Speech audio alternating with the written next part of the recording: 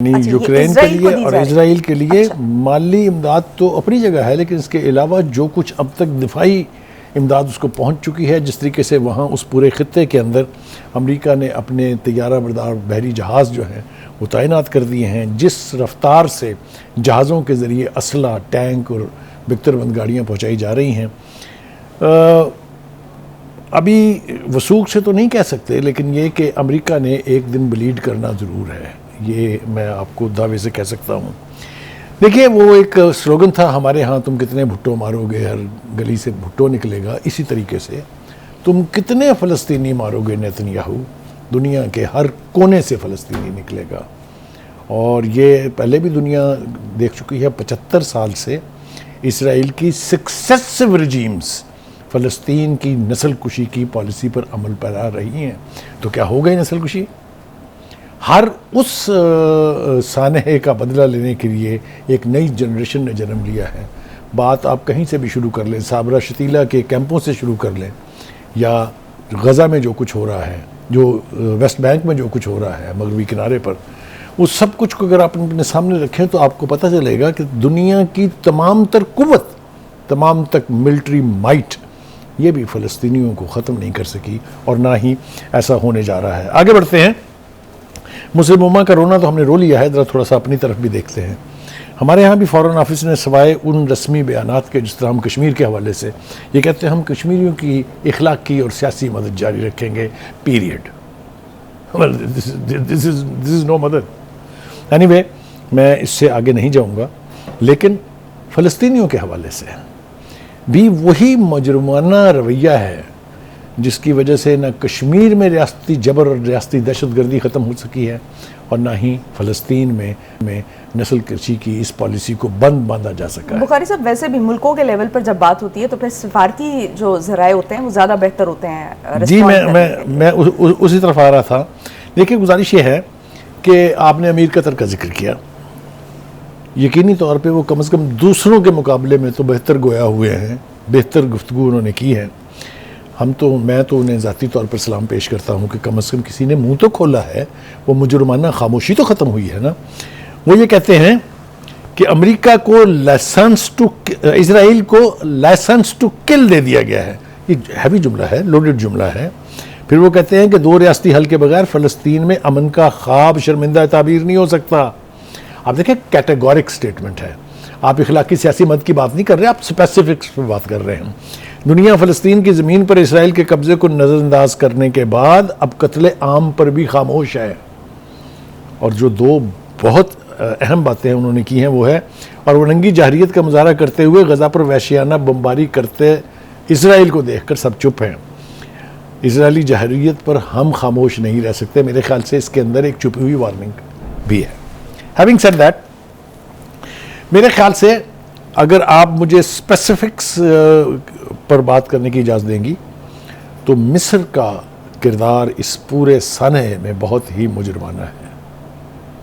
आपको पता है कि गज़ा, जिसको मगरबी दुनिया खुद तस्लीम करती है कि दुनिया की सबसे बड़ी जेल है, यानी महसूर है, हर तरफ से रास्ते बंद हैं, एक कोना खुला है जिसको रफ़ा की पट्टी कहते हैं हम, और वो बॉर्डर है इजिप्ट का।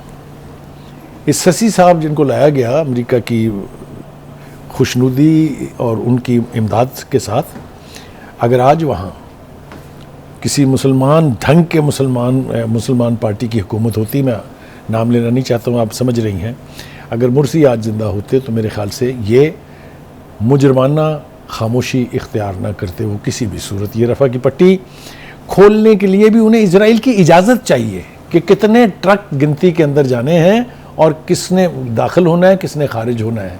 यह है कसम पुरसी का हाल उस खित्ते के अहम तरीन मुल्क का जो अपने आप को मुसलमान होने का कहते हैं। हालांकि बुखारी साहब, जो एड होती है, जो इमदाद पहुंचाई जाती है, ख़ासतौर पर जंग की हालत में, वो तो ह्यूमन ग्राउंड्स पे प्रोवाइड की जाती है। जी देखिए, वो तो आपकी बात बिल्कुल दुरुस्त है। मेरे ख्याल से इसके बारे में तो कोई दो राय नहीं होती हैं। हम अपने आर्मी चीफ साहब की बात कर लेते हैं, जिनकी मुलाकात हुई है फ़लस्तीनी एम्बेसडर के साथ।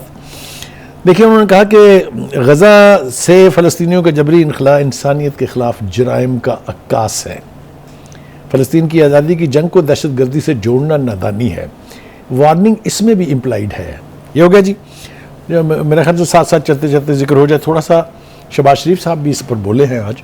वैसे तो मुझे खुशी है कि नवाज़ शरीफ ने अपने जलसा आम के अंदर फ़लस्तीन का परचम भी लहरवाया और ख़ुद उसको पकड़ के बात भी की, अच्छी बात है।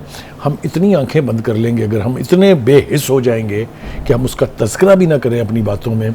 आप मेरा इशारा समझ रही हैं मैंने ये क्यों कहा है? क्योंकि वो जो बहुत बड़े रियासत मदीना के दाई थे, कोई लफ्ज़ सुना आपने उनसे, उनकी पार्टी की तरफ से किसी के मुँह से?